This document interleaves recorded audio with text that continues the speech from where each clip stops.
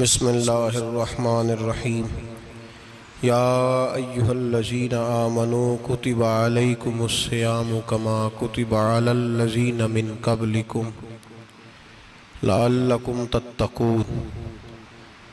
قال النبی صلی اللہ علیہ وسلم لکل شیء زکاۃ و زکاۃ الجسد الصوم، او کما قال صلی اللہ علیہ وسلم صدق اللہ العظیم و صدق رسولہ النبی الکریم۔ ان اللہ و ملائکتہ یصلون علی النبی یا ایہا الذین آمنوا صلوا علیہ وسلموا تسلیما۔ اللہم صل علی سیدنا و مولانا محمد معدن الجود والکرم وآلہ وصحبہ وبارک وسلم۔ حمد و صلاۃ کے بعد قرآن مجید سورہ بقرہ، اللہ تبارک و تعالیٰ نے ارشاد فرمایا یا ایھا الذین آمنوا کتب علیکم الصیام، اے ایمان والو تم پر روزے فرض کیے گئے، کما کتب علی الذین من قبلکم، اسی طرح جس طرح تم سے پہلے لوگوں پر فرض کیے گئے تھے، لعلکم تتقون، تاکہ تم پرہیزگار ہو جاؤ، متقی ہو جاؤ، اللہ سے ڈرنے والے بن جاؤ، گناہوں سے بچنے والے بن جاؤ، اپنی زندگی کو رب رسول کے احکامات کی روشنی میں گزارنے والے بن جاؤ۔ روزہ ایک پریکٹس ہے، ایک مجاہدہ ہے، ایک جد و جہد ہے۔ جد و جہد کس چیز کی؟ اللہ کی رضا کے مطابق اپنے آپ کو ڈھالنے کی جد و جہد۔ صوم کا لغوی معنی ہوتا ہے رک جانا۔ حلال رزق سامنے پڑا ہے، حلال مشروب سامنے پڑا ہے، حلال رشتہ بیوی کا موجود ہے، لیکن ان سب چیزوں سے حالت روزہ میں رکنا، اللہ کی رضا کے لیے رکنا، اس کا نام روزہ ہے۔ صوم کا معنی رکنے کے ہیں، پرہیز کرنے کے ہیں، بچنے کے ہیں۔ ہر چیز موجود ہے لیکن اللہ کا حکم نہیں ہے تو لہٰذا کھا نہیں سکتے۔ تو رب فرماتے جب جائز چیزیں تو میری مرضی کے بغیر میرے حکم کے نہیں کھا سکتا، تو انہیں رکنا ہے تو حرام کیسے کھا لیتا ہے؟ جب جائز چیز کے لیے تجھے حکم ہے، میں کہوں تو کھائے گا، میں کہوں تو نہیں کھائے گا، میں نے حکم دے دیا جائز ہے، روٹی ہے، کھانا ہے، گوشت ہے، تیری فریج میں پڑا سارا کچھ، تو با اختیار ہے، منہ میں دانت بھی ہیں، ہضم کرنے کو ہاضمہ بھی ہے، بھوک کی شدت بھی ہے، پر میری اجازت کے بغیر تو کھا سکتا۔ روزہ رکھ لیا، اب تجھے حکم نہیں کہ تو کھائے۔ جب جائز چیز میری مرضی کے بغیر نہیں کھا سکتا تو ناجائز کیسے کھائے گا؟ میرے نبی پاک علیہ السلام نے اپنے خوبصورت الفاظ کے اندر اس مفہوم کو بیان فرمایا۔ محبوب پاک صلی اللہ علیہ وسلم فرماتے جس نے جھوٹ نہیں چھوڑا، غیبت نہیں چھوڑی، برائی نہیں چھوڑی، اللہ کو اس کے بھوکے پیاسے رہنے کی کوئی ضرورت نہیں۔ وہ کاہے کا رکا ہے؟ جب کوئی کام تو اس نے اللہ کی رضا والا کیا نہیں۔ روزہ رکھ کے دغا کر رہا ہے، روزہ رکھ کے جھوٹ بول رہا ہے، روزہ رکھ کے کم ماپ رہا ہے، تول رہا ہے، دھوکہ دے رہا ہے، رشوت لے رہا ہے، فراڈ کر رہا ہے، حرام کا مال کٹھا کر کے کہتا ہے اس میں سے چلو 10 دیگیں بھی پکا دیں گے۔ وہ بھائی جو کام اللہ نے تجھے کرنے کو حکم دیا تھا، جب تو وہ بجا ہی نہیں لا رہا، مقصد روزہ ہی تو حاصل، لعلکم تتقون۔ روزے کا مقصد یہ ہے کہ تو پرہیزگار ہو جائے۔ میرے نبی پاک علیہ السلام کی بارگاہ عالی مرتبت میں 2 عورتیں آئیں، یہ چیزیں کھا لو، کہنے لگی محبوبہ ہم نے روزہ رکھا ہوا ہے۔ فرمایا نہیں، تمہارا تو روزہ نہیں ہے، حضور رکھا ہوا ہے روزہ، سحری سے لے کر اب تک کچھ نہیں کھایا، شام تک بھی نہیں کھائیں گی۔ محبوب نے فرمایا ذرا کہہ تو کرو، الٹی تو کرو۔ کہہ کی تو ان کے حلق سے خون بھی نکلا اور گوشت کے لوتھڑے بھی نکلے، پھوٹیاں بھی نکلی۔ نبی پاک نے فرمایا وہاں بیٹھ کے تم نے اپنے جاننے والوں کی غیبت نہیں کی، چغلی نہیں کھائی؟ خاموش ہو گئیں، گردنیں جھک گئیں۔ نبی پاک نے فرمایا تم نے قرآن نہیں پڑھا کہ جو اپنے بھائی کی غیبت کرتا ہے وہ مردہ بھائی کا گوشت کھاتا ہے؟ تو گوشت کھا کے بھی تمہارا روزہ رہ گیا ہے۔ کس طرح کا روزہ ہے کہ صاحب روزہ رکھ کے نہ رکھنے والوں پہ تنقید کر رہے ہیں؟ تراویحاں پڑھ کے نکلے ہیں تو کہتے ہیں میں اکیلا ہی نیک ہوں، باقی تو محلے میں کوئی پڑھتا ہی نہیں۔ یہ کیسا تیرا روزہ ہے کہ تو روزہ رکھ کے تو اس کے مقصد کو نہیں سمجھا؟ لعلکم تتقون، روزہ دار تو وہ ہے کہ روزہ رکھا ہوا ہے، کھانے بھی سے رکا ہے، پینے سے بھی رکا ہے، عمل زوجیہ سے بھی رکا ہے، پھر وہ جھوٹ سے بھی رکے، غیبت سے بھی رکے، بدنگاہی سے بھی رکے، حرام خواری سے بھی رکے ساری چیزوں سے۔ یہ بتلائیے کہ روزے کی حالت میں اپنی بیوی کے پاس جانا منع ہے تو غیر محرم کو دیکھنا جائز ہے؟ ہمارے ٹی وی پہ میں نے پہلے بھی کہا تھا کہ ہم ٹھیکیدار اور ذمہ دار نہیں ہیں مذہب کے۔ یہاں ہمارے آنے سے پہلے بھی کوئی بیٹھا تھا، ہم مریں گے تو یہاں ہم سے بڑے بڑے نیک لوگ بیٹھیں گے، کوئی بندہ ذمہ دار نہیں ہے۔ بڑے بڑے کج کلا، صاحب جبہ و دستار، بڑے بڑے صاحب بصیرت، آئمہ، فقہاء، علماء، زعماء، نقبہ، صوفیاء، اولیاء، غوث، کتب، ابدال، اوتاد، کتب الاقطاب، جانے کون کون آئے، علماء آئے، مفسرین آئے، محدثین آئے، گزر گئے۔ ہم تو خاک نشین لوگ ہیں، تھوڑا کام کرنے والے، تھوڑی صلاحیت رکھنے والے۔ لیکن بھائی اگر کرتے ہیں تو ایک کام کرتے ہیں، ساتھ دوسرا نہیں کرتے۔ یہ کس طرح کا دین سکھانے لوگ نکلے کہ شوال سے لے کر شعبان تک گانا سنایا جائے گا، شعبان سے لے کر شوال تک ناچ گانا کیا جائے گا، شوال سے لے کر شعبان تک دھما چوکڑی ہوگی، رمضان آئے گا تو حدیثیں سنائی جائیں گی، رمضان آئے گا تو لوگوں کو قرآن پڑھ کے سنایا جائے گا۔ یہ مذہب بھانج نہیں ہے کہ گویے مذہب سکھائیں گے، ایکٹر مذہب سکھائیں گے۔ یہ مذہب بھانج نہیں ہے کہ ایک گلاس کے اندر پہلے شراب پی لو، پھر اسی گلاس میں رمضان آئے تو شہد بانٹنا شروع کر دو۔ یہ بھانج نہیں، یہ میرے رسول اللہ کا مذہب ہے۔ اگر تمہیں شوق ہے دین سیکھنے سکھانے کا، یکم رمضان کو توبہ کرو اور کہو کہ ہم ٹی وی پہ بیٹھ کے حدیثیں سنائیں گے تو سارا سال سنائیں گے، اور جس زبان سے حدیث نکلے گی پھر اس سے کبھی گندا گانا نہیں نکلے گا، پھر کبھی ناچ گانا نہیں ہوگا۔ یہ کون سا مذہب ہے جو بیویاں سکھا رہی ہیں؟ یہ کون سا دین ہے جو عورتیں سکھا رہی ہیں؟ میرے رسول پاک صلی اللہ تعالیٰ علیہ وآلہ وسلم کا وہ مذہب ہے کہ میرے اعلیٰ حضرت فاضل بریلوی رحمت اللہ علیہ نے فرمایا، مرد کے لیے جائز نہیں کہ وہ عورت کی زبان سے میلاد بھی سنے، نعت بھی سنے۔ مرد کے لیے جائز نہیں، مرد کو مرد سکھائے گا، عورت سکھائے گی تو عورتوں کو سکھائے گی۔ بے شک آپ سویرے فتویٰ دیجئے کہ چھوٹی سی مسجد میں بیٹھ کے، چھوٹے سے کونے میں بیٹھ کے چھوٹا سا مولوی، اور وہاں تو اتنے بڑے مفتی ٹی وی پہ بیٹھے ہوئے، وہ غلط ہے تو صحیح ہے کیسے ہو گئے؟ سنو، میرے نبی پاک علیہ السلام کے مذہب کا حسن یہ ہے کہ اسلام کہتا ہے ایک نظر بی بی کو دیکھا کسی نے غلطی سے تو معافی ہو جائے گی، دوسری نظر شہوت سے دیکھا تو حرام ہے اس کے لیے، وہ پاکستان کا مولوی ہو یا سعودی عرب کا شاہ ہو، کسی کے لیے عورتوں کے بیچ پھرنا اٹھنا بیٹھنا جائز ہے۔ میرے نبی پاک صلی اللہ تعالیٰ علیہ وسلم نے فرمایا ہے میں عورتوں سے مصافحہ کرنے نہیں آیا، اور میرے نبی پاک صلی اللہ علیہ وسلم نے فرمایا ہے، حضور فرماتے لیکن نا کتا بالکل ناپاک نہیں ہوتا، کتے کا تھوک ناپاک ہوتا ہے یا کتا گیلا ہو جائے تو ناپاک ہوتا ہے، لیکن خنزیر سارا ناپاک ہوتا ہے، کل ناپاک ہے خنزیر۔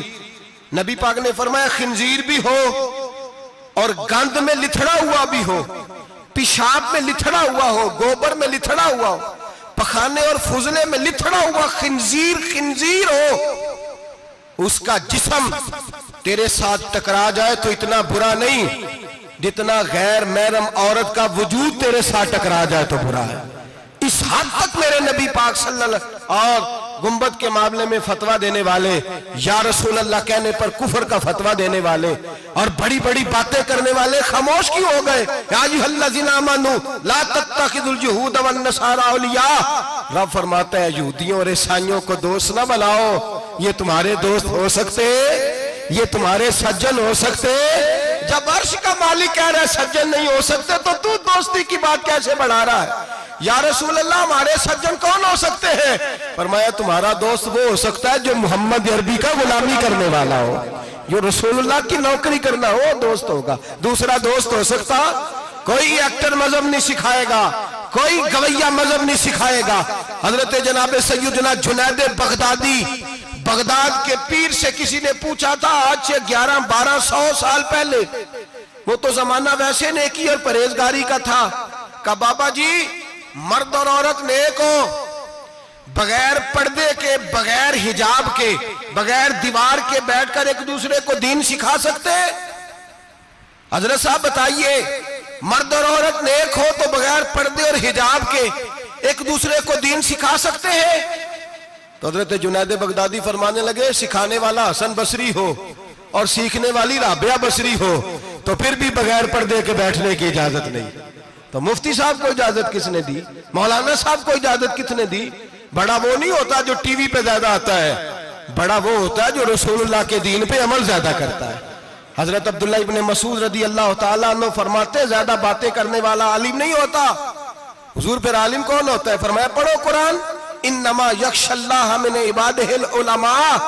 فرمایا بڑا عالم وہ ہوتا ہے جو اللہ سے زیادہ ڈرتا ہے، اس لیے کہ رب فرماتا ہے میرے بندوں میں سے جو عالم وہ ہیں جو اللہ سے زیادہ ڈرتے ہیں، خوف رکھتے ہیں۔ تو میرے بھائی رمضان المبارک میں بچنا ہے، پرہیز کا وقت ہے، تو کوئی شخص بھی کوئی شو نہ دیکھے، میری منت ہے آپ حضرات، کوئی شو نہ دیکھے۔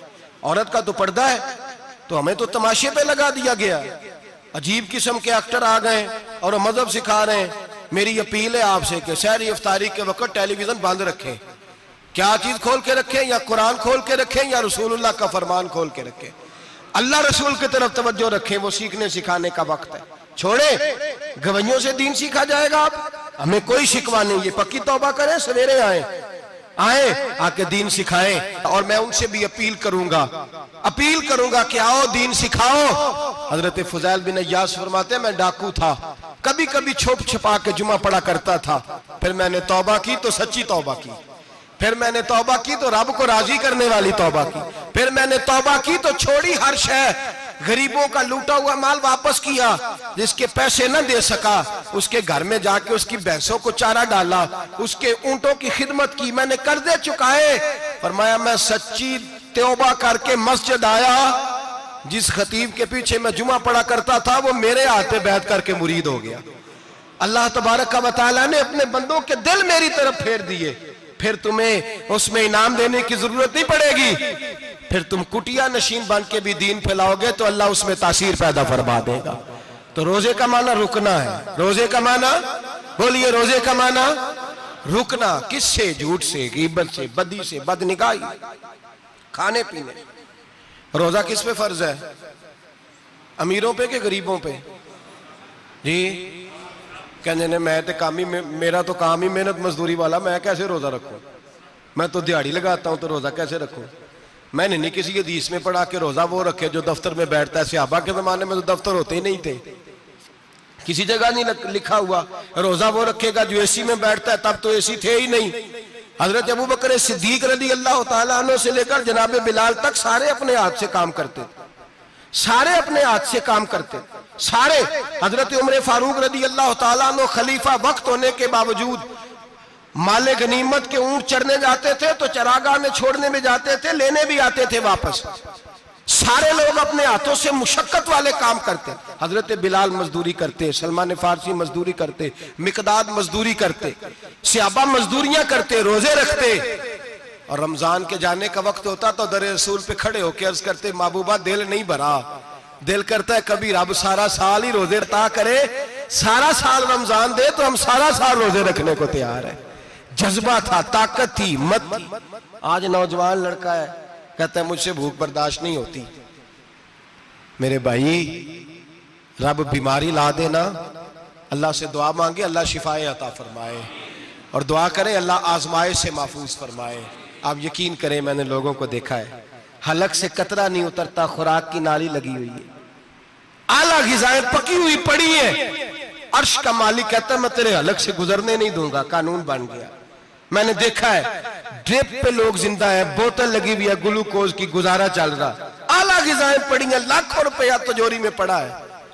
مالک کہتا ہے تو نہیں کھا سکتا، تو وہ کھانے نہیں دیتا، نہیں کھانے دیتا۔ ایک شخص یورپ کے علاقے کا، میں کسی کالم نویس کا پڑھ رہا تھا، وہ کہتا ہے میری خربوں میں جائیداد ہے لیکن میرے معدے میں ایسی تکلیف ہے کہ میں آٹے کو چھان کر جو اوپر سے بورا نکلتا ہے صرف وہ کھا سکتا ہوں، اس کے علاوہ میں کائنات کی کوئی نعمت کھا نہیں سکتا۔ اور میرے بھائی وہ جب چاہے تو بڑے بڑے کھانے کھانے سے تجھے روک دے، تیرے دانت چبانے کے قابل نہ رہے، زبان نگلنے کے قابل نہ رہے، معدہ تیرا ہضم کرنے کے قابل نہ رہے، وہ جب چاہے تو جو مرضی کر لے۔ وہ کہتا چل تو میری مرضی پہ چلنا، 1 مہینہ میرے کہنے پہ نہ کھا، 1 مہینہ میرے کہنے پہ نہ کھا، تو یا اللہ تو کیا کرے گا؟ فرمایا صوم تصحو، میرے نبی پاک نے فرمایا تم روزے رکھو، اللہ تمہیں صحت عطا فرما دے گا، اللہ تندرستیاں دے دے گا، شفائیں دے دے گا۔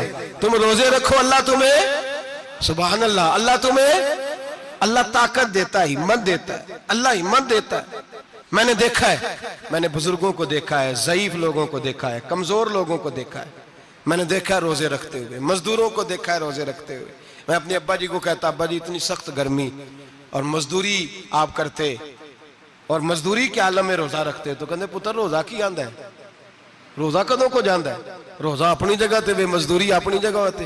اور کئی دفعہ میں نے فرمان لگے، میں نے یار سمجھ کوئی نہیں لگ دی، پتہ نہیں روزیاں چ اللہ طاقت کتھوں دے چھڑ دے نہیں زیادہ، کام بھی زیادہ کرید ہے تے روزہ بھی بھائی صوم تصحو، میرے مصطفیٰ نے فرمایا تو روزہ رکھ، اللہ تجھے صحت عطا فرما دے گا۔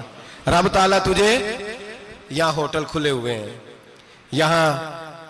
یہاں عجیب حالات ہیں، ہوٹل کھلے ہوئے ہیں، لوگ بہانے ڈھونڈتے پھرتے ہیں، کہتے ہیں کٹ لگ گیا تھا ذرا، تھوڑا سا خون نکل آیا، سنی پلاس لگائی ہے تو روزہ نہیں رکھا، یہ ذرا مجھے تھوڑی دقت ہو گیا تو میں نے روزہ نہیں رکھا، کھانسی لگ گئی ہے تو روزہ نہیں رکھا۔ او خدا کے بندے، روزہ تو نعمت ہے۔ اور سبحان اللہ، میرے نبی پاک نے فرمایا لِكُلِّ شَيْءٍ زَكَاةٌ وَزَكَاةُ الْجَسَدِ الصَّوْمُ، فرمایا ہر شے کی زکوٰۃ ہوتی ہے، وجود کی زکوٰۃ روزہ ہے، روزے رکھو جسم کی زکوٰۃ نکل جائے گی۔ فاقہ کرنا بھی میرے نبی پاک کی سنت ہے، مسواک کرنا بھی سنت ہے، اور فاقہ کرنا بھی، مسواک والی سنت زیادہ اپناتے ہیں لوگ، فاقہ کرنا بھی نبی پاک کی سنت ہے۔